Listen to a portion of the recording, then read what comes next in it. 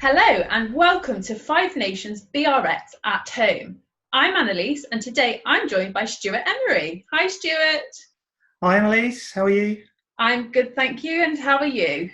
Yeah, good in these strange times, but very good. It's very strange, isn't it? And here we are on Zoom, which we're not really used to using. We'd normally be talking at the track, but there you go, we're adapting to these very strange times. So, Absolutely. Stuart, tell me how you got into motorsport. Well, I've always followed motorsport. I'm particularly lucky that I live very, very close to Lydden Hill. So, I used to go to Lydden Hill as a child with my parents and got into all forms of motorsport, but particularly rallycross very early on. And it's kind of stayed with me ever since. And you obviously competing in Rallycross up until 2016 when you left the championship. Why have you decided to come back now to Five Nations BRX? Well, I took a break in 2016 for work commitments. I was I had to make a choice of really concentrating on my business, and unfortunately at that point, Rallycross had to take a back seat. Um, a few of the things that were going on in Rallycross at that time kind of made the decision a little bit easier as well to step away. But of course, now things are looking much brighter, and with Pat's new involvement and the Five Nations Championship, it's looking really exciting. So, yeah, it's quite an easy decision to try and get back into it now. And what are you looking most forward to? What are the changes that have made you come back to the championship? I think the championship as a whole is going to become stronger. The leadership that Pat's put in place, or the team he's put in place, I'm really looking forward to it, because if you've got a good, strong team at the head of the championship, then it just feeds back through all the drivers, and the excitement builds then. And with such a long break, do you think you'll be at a disadvantage, or do you think you'll be straight back in at the top of your game? I think a disadvantage, if I'm honest. There's some circuits have changed since I last drove at them. Pembrey, for example.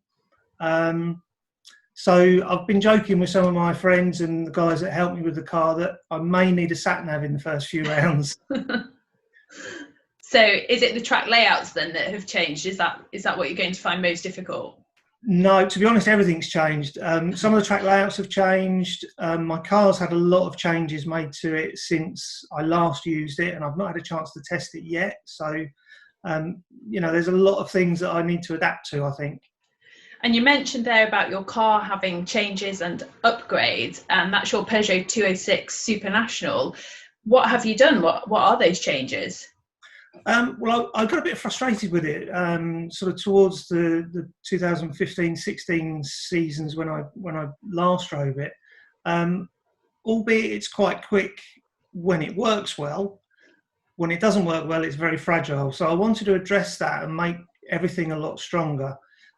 So we've gone through the suspension and the drivetrain, and hopefully now we'll have got everything right, and we can start finishing races and do it in a fast time as well. So tell me about your career highlights. You won the Super National Rallycross Championship in 2014, so that must be one of them. What else really stands out from your career? Yeah, definitely. Winning any British title is something that all drivers would dream to achieve.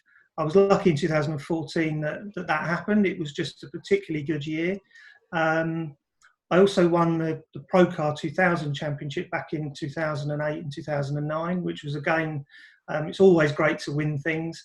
So I think those two things, but the 2014 British Championship, that's head and shoulders above everything else. And what work went into that achievement? I mean, you must have worked really hard for that. You must have a really big support team to help you along the way. Yeah, it's to be honest, when we won the championship in 2014, there was a group of friends that help, and family as well. But probably a lot of people don't realise, who come to rallycross meetings, or probably any motorsport for that matter, the time that goes into it outside of the actual race weekends itself, and the help and support that you get, even you know, from family who aren't directly involved with the car, but the support they give you in feeding you and keeping the coffees coming. You know, without those, you can't do it. So that's all really important, and it is very much a team effort, isn't it? absolutely. And then obviously Rallycross is all about driving on the edge, and sometimes that can go wrong. Tell me about your biggest crash. Well, I've actually been really fortunate not to have had any major crashes, so no rolls or anything that's sort of put me into the contact of the medical staff at the circuits. I've hit several armcos though, so probably I've suffered more injuries to the car than I have myself. More expensive injuries then. Absolutely, absolutely. And who are your motorsport heroes? Well, the obvious ones, which probably always come out, are people like Martin Shanker and Will Gollop within Rallycross. I loved Nigel Mansell in Formula One, growing up watching that. But Rallycross has always really been my motorsport of choice. So I'd say probably due to many reasons, Will Gollop, I think. And so we've got to know a bit about your motorsport history and your involvement with Rallycross. So now we're going to get to know a bit more about you as a person. So what do you do when you're not in your Rallycross car? What do you do for a day job? Well, I'm a company owner, so I've got a company that installs DC power for telecoms in the UK and all across Europe now, which is really keeping me very, very busy.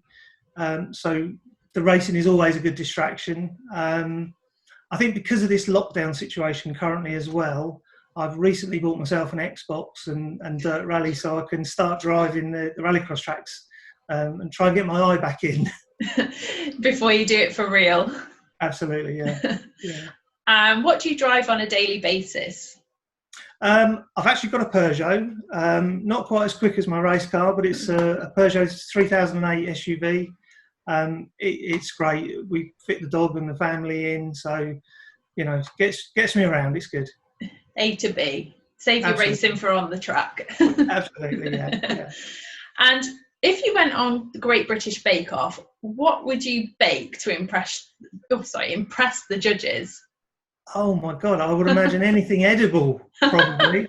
I don't know. I'm very partial to a lemon drizzle cake, as my wife well knows. So I'd probably try and steal her recipe and go for that. I think a lemon drizzle cake. Oh, very nice. So can we expect lemon drizzle cake in the paddock, maybe? Well, you never know. A bit of practice, and you know, I may turn up with one. Who knows? And if you could time travel, so go back in time, where would you go? Oh wow, that's a really tough question. I don't know. I think you know, if you could be back around the advent of the motor car, even that would be quite cool. Industrial Britain, that would be quite cool to experience. Yeah, before all the computers came along. Absolutely. Or are we talking if we could go forward in time, then maybe when I've won the World Rallycross Championship, that would be quite good.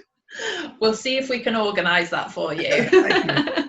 So I'm going to ask you some quick fire questions now. Okay, there's one really important one at the end which really divides the nation, so interested to see your answer to that.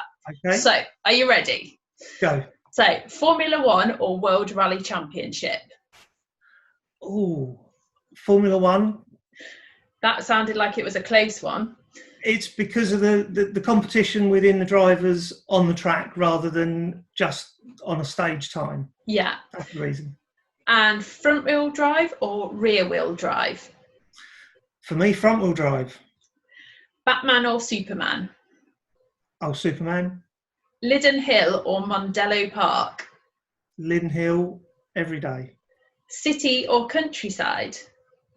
Countryside. Beer or wine? This is the hardest question. Beer. That sounded like a close one as well. It was. This might be interesting. Win at least one supercar final or have no accident or repairs for the rest of the season? Win a supercar final, yeah. Oh, right answer. Absolutely. Restaurant or takeaway? Restaurant. Knockhill or Pembrey? Pembrey, because it's slightly closer for me. I don't think either of them are very close, are they? Dogs or cats? Dogs, although I've got both. And the question that divides the nation at the moment, pineapple on pizza, yes or no?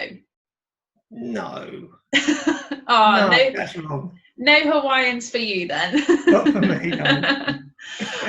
Well, it's been great getting to know you today, Stuart. It's quite interesting when you said about going back in time that you'd like to go back to the invention of the motor car. It's not something that I'd ever really thought about. It'd be quite interesting really to go back there. And it's been great finding out a little bit about your career and your ambitions in Rallycross. So thank you very much for joining me today. Stay safe and goodbye from me. Thank you.